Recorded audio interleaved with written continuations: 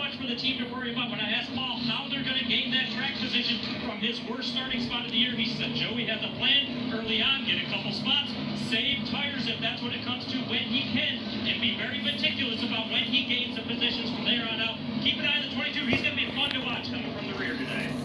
Thanks, Regan. Let's check in with our crew chief, Larry McReynolds. Yeah, Mike, pit road mistakes and penalties has been a huge story in 2025. In fact, the first 8 races have combined 42 pit road speeding penalties. Here at Bristol, it's one of the slowest pit roads that these drivers navigate at 30 miles per hour. Let's go to our Toyota Camry cutaway car and show you how they monitor their pit road speed.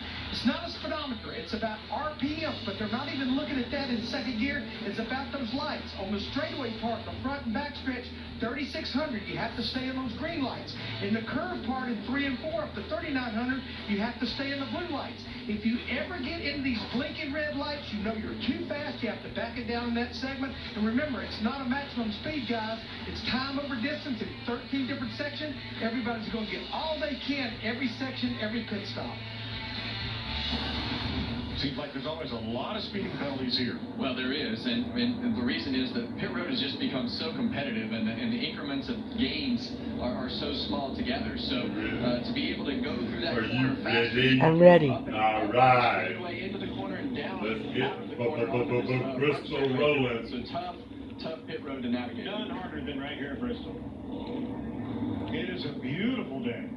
Look at yesterday, 45 degrees. Today, 59 right now. But the full sun and a cloudless sky should make a big difference. I think you're right. I think the full sun's going to have more to do with it than anything. Ambient temperature beat down on that racetrack. Track temperature, Mike, you said it earlier. The track temperature is what's going to dictate whether this track takes the rubber or just cheese grates it off and it all marbles up on the outside, Kevin. Well, we're about to find out. Stage 1 and 2 under 25 laps each. The final stage, 250 laps. Let's check back with Larry for our Liberty Mutual race strategy. Mike, it's a lot about the drivers. Tire management. Run your pace. Just do what you need to do to stay on the lead lap.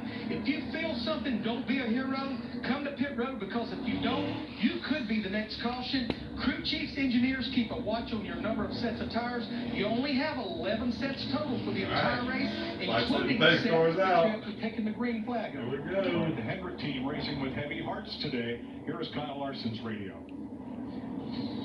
Racing for the memory of our beloved John Edwards and his untimely passing this week. Also, prayers go out to everyone at Hendrick Motorsports and the NASCAR community and John's family for mourning his loss. John, thank you for everything you've done for us. Hope to make you proud today. All right, here we go. Kyle Larson rolls off third. Bowman, Stenhouse, Larson, 3 Chevys leading Hamlin's Toyota and Ryan Blaney's Ford to the green flag in Bristol. Here we go. Ready?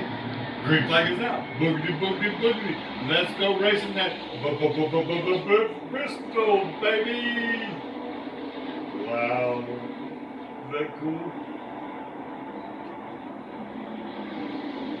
You see right off the bat there, Alex Bowman get a great start to launch out into the lead, and now is when the guessing game starts. Will this racetrack take rubber? Will it not? And I think that for the drivers, they don't really know how hard to go right here. Do I need to take care of my tires? Do I need to go full speed? What do I need to do? So this is kind of a wait-and-see game. I think I want to go, get settled in line, right? First and foremost, when I get single file, and then figure that out. Still there. Half. Still in there. Ty Gibbs, 54, couldn't get in line there for third, so he's aiming in at second spot. About 4 cars on the outside making time here, but Christopher Bell slides up the hill in turn 2, drops back a bit. Gibbs still out there, and so is Bell, trying to make it happen on the outside, so is Justin Haley. Yeah, and that's the hard part. If that bottom line is going to be the preferred groove right now, and it should be with that PJ1, that traction compound in that bottom lane, as you get stuck on the outside, that lane starts to fill in on the bottom, just like it does at places like Martinsville, and you're not able to get down. That traction compound was reapplied after yesterday's Xfinity Series race. Yeah, was won by Kyle Larson.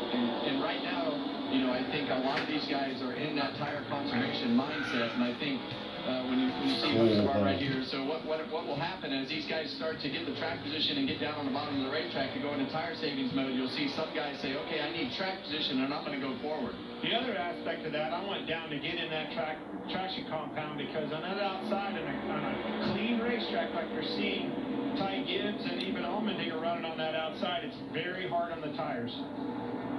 Gibbs and Allmendinger are the only drivers in the top 20 who are trying to work the outside because they can't get to the inside lane. Yeah, and the reason that bottom lane is preferred to save the tires is it has more grip, and when it has more grip, you can make better lap time and use the car up less than you will outside of that traction compound where the grip strip is not at. Allmendinger got down, he found a hole, and I think you're probably going to hear communication from this 54 car. Find me a hole, please. Oh, almost had it there. Filled the gap, Keselowski.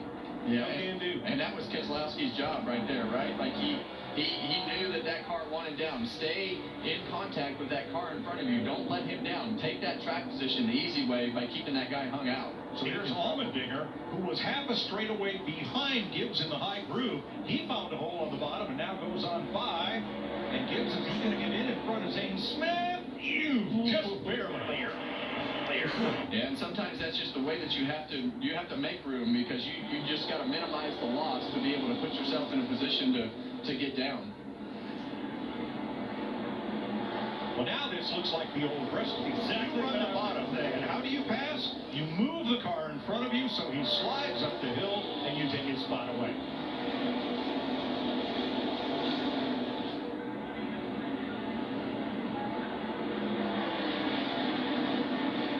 Right, Mike, and that's what I'm seeing out here. They get stacked up a little bit off a 2, and that's the opportunity. Just a love tap on the back bumper, move them up the racetrack, try to get under, get into 3.